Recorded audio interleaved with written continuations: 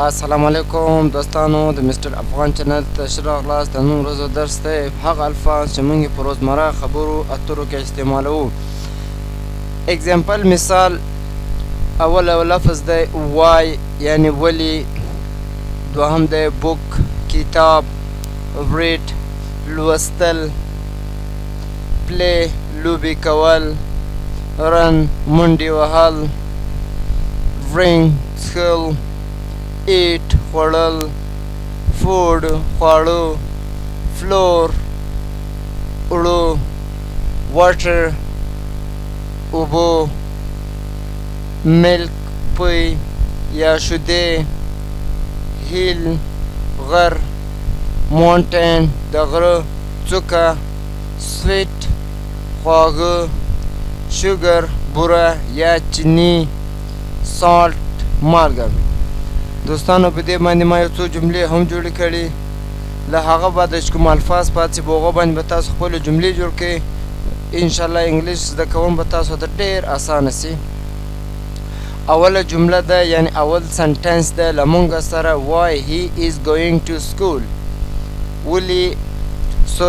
هغه ولې ښوونځي ته ځي. په دې جمله کې مونږ سره why د اوله why he is going to school هغه ولې ښوونځي ته ځي.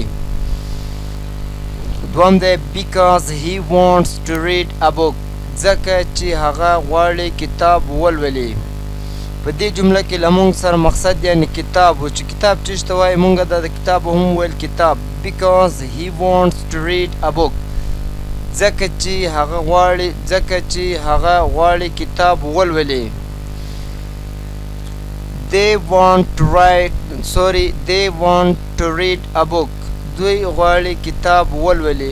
read یعنی لوستل ولولي.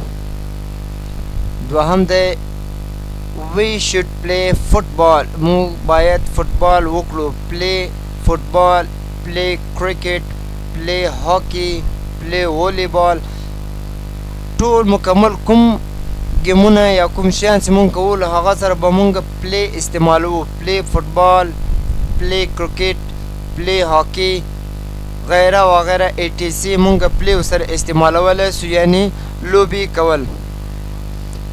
he must drive a car in Afghanistan هغه باید په افغانستان کې موټر وچلوي. کار یعنی موټر. she is running towards home هغه د کور په لور منډې وهي. running یعنی منډې وهي. running منډې. دوستانو دا و د نن ورځو درس.